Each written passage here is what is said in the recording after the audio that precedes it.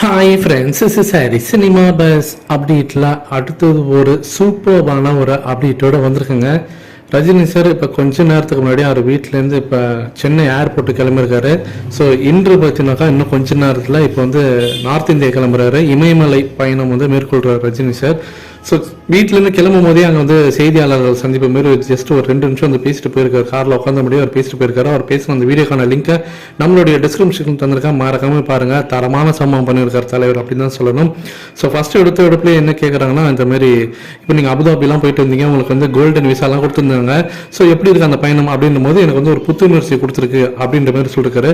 அடுத்தது நீங்கள் போயிட்டு வந்து அடுத்த ஒரு சில மணி நேரங்களில் நீங்கள் மறுபடியும் பார்த்தீங்கன்னா இப்போ இமயமலை பயணம் போகிறீங்க. ஸோ இது உங்களுக்கு எப்படி இருக்குது அப்படின்னு சொல்லி கேட்கும்போது, நீங்கள் மறுபடியும் இமயமலை போகிறீங்களே அப்படின்னும் போது ரஜினி சார் அந்த இடத்துல சொல்கிறாரு, ஆமாங்க நான் ஒவ்வொரு வருஷமும் போயிருந்தேன், இந்த வருஷம் கேந்திரநாத், பத்ரிநாத், ஸோ பாபாஜி கேவெல்லாம் போயிட்டு வரேன் அப்படின்ற மாதிரி சொல்லியிருக்காரு. அடுத்ததாக தான் அந்த இடத்துல என்ன சொல்கிறாங்கன்னா, சார் இந்த மாதிரி மோடிஜி இந்த தர எலெக்ஷனில் ஜெயிச்சு மீண்டும் பிரதமர் ஆவாரா நினைக்கிறீங்களா அப்படின்னு சொல்லி கேட்கும்போது, சாரி நோ பொலிட்டிக்கல் கொஸ்டின்ஸ் அப்படின்ற மாதிரி சொல்லிட்டாரு.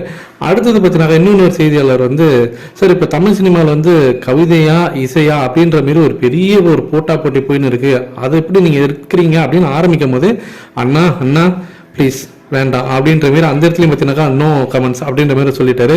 ஸோ அவருடைய அந்த பாடி லாங்குவேஜில் அவருடைய அந்த ஸ்லாங்கை சொல்லும் போது வேற லெவலில் இருந்தது.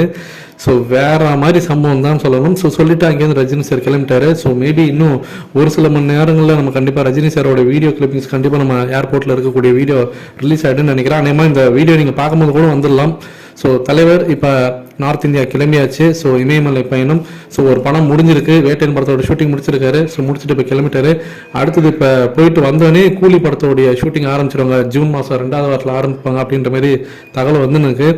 ஸோ அப்படி இருக்கும்போது எப்போதுமே ஒரு படம் முடிஞ்சுன்னா ஒரு இமயமலை போகிறது தான் அவருடைய வழக்கம். ஸோ அதை தான் இந்த தாட்டி பண்ணிருக்காரு. கூலி படத்தில் ஷூட்டிங் ஆரம்பிச்சிட்டாங்கன்னா நடுவில் போக முடியாது. அதோட இந்த வருஷம் கடைசி வரைக்கும் அந்த படத்தோட ஷூட்டிங் இருக்கும். ஸோ அதனால் இந்த வருஷம் அப்படியே மிஸ் ஆகிடும்.